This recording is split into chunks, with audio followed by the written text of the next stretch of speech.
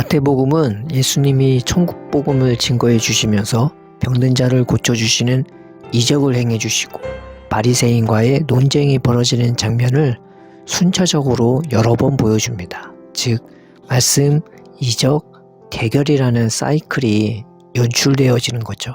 그 사이클을 통해서 예수님을 믿고 따름에 있어서 무엇을 주의해야 할지 우리는 지혜를 얻을 수 있습니다.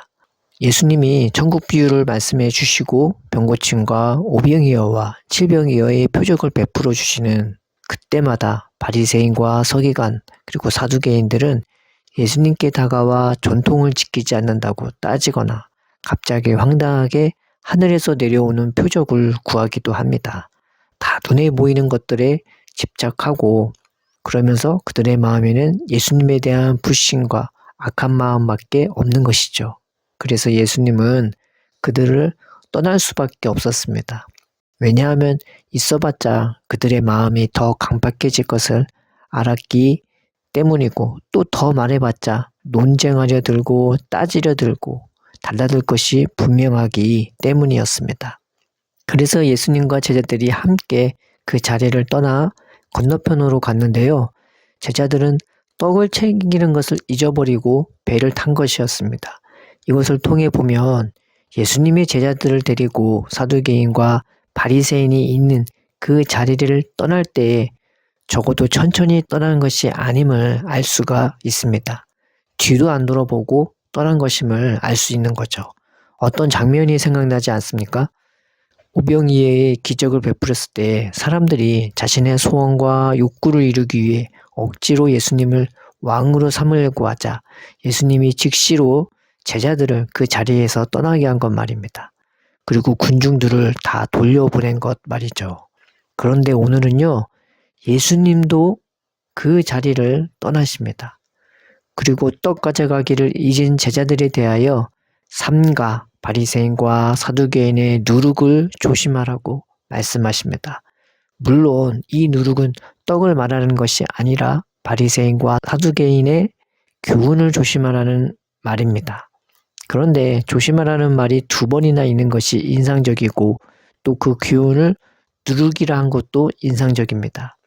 우리나라의 여러 역부는요.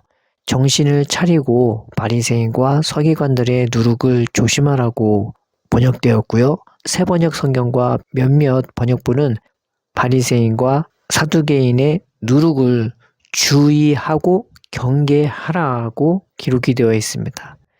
이것을 본다면 신앙생활을 함에 있어서 바리새인과 사두개인의 누룩이 얼마나 위험한 것임을 예수님이 알려주시는 것이죠.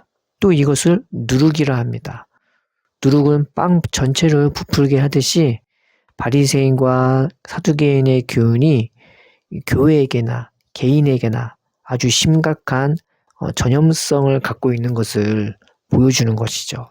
그렇다면 바리새인과 사두개인의 교훈의 특징이 무엇일까요? 첫째로 이 바리새인과 사두개인의 교훈의 특징은요. 사람의 마음을 살피기보다 그 사람이 형식, 규칙, 전통을 잘 지켰는지 그런 것을 엄청나게 따집니다.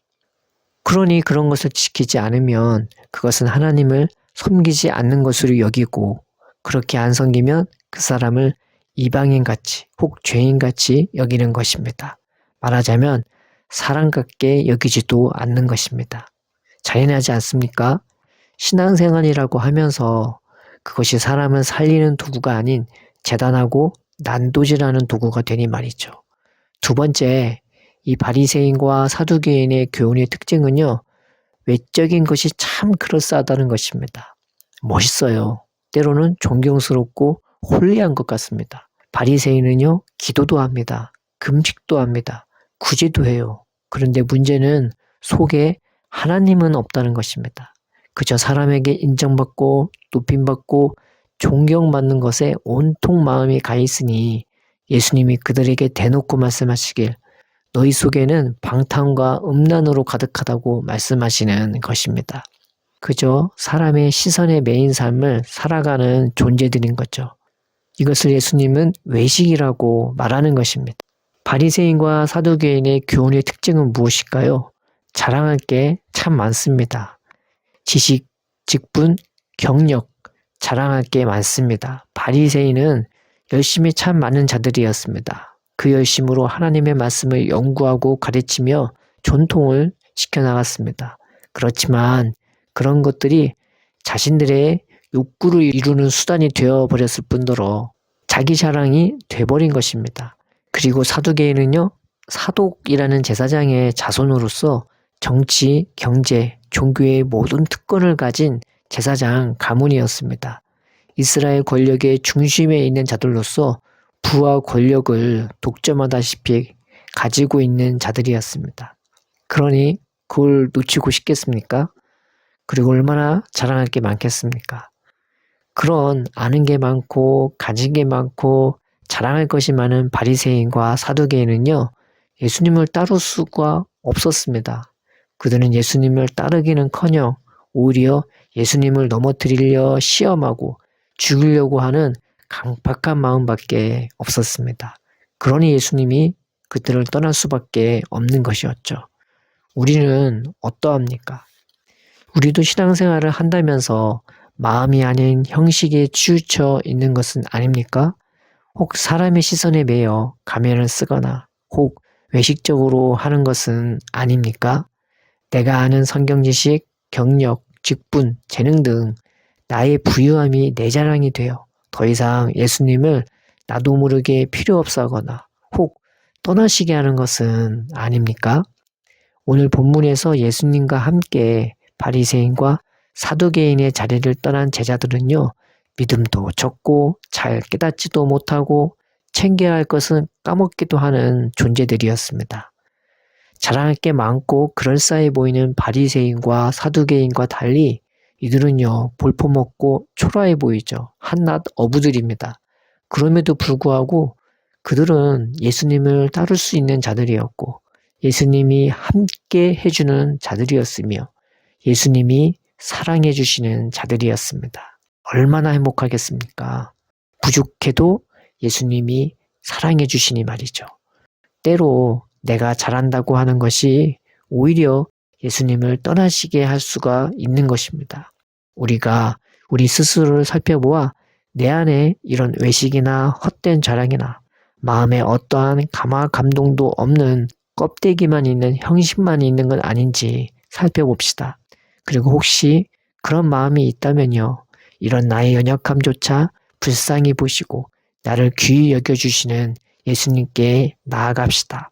그리고 나의 연약함을 솔직히 고백합시다. 그 고백을 통해 우리의 외식은 씻겨나가고 경직된 마음은 풀어질 것입니다. 그리고 더 고백합시다. 나는 예수님이 필요하다고요. 예수님이 함께 해주시고 인도해 주시고 시시때때로 알려주시고 깨닫게 해주시는 은혜가 필요하다고 우리가 예수님께 고백합시다. 하나님께 기도합시다. 아무것도 모르는 것처럼 아무것도 없는 것처럼 그러나 예수님이 다 알려주실 것처럼 예수님이 다 주실 것처럼 주님만을 믿고 의지합시다. 그런 우리를 예수님이 사랑해 주시고 또 친히 인도해 주실 것입니다. 사랑의 아버지, 우리 안에 외식과 헛된 자랑과 형식에 매인 감각 없는 마음에서 우리를 지켜주시고 날마다 뜨겁게 사랑해 주시며 인도해 주시는 예수님의 은혜 안에서 살게 하여 주옵소서. 예수님의 이름으로 기도드립니다. 아멘.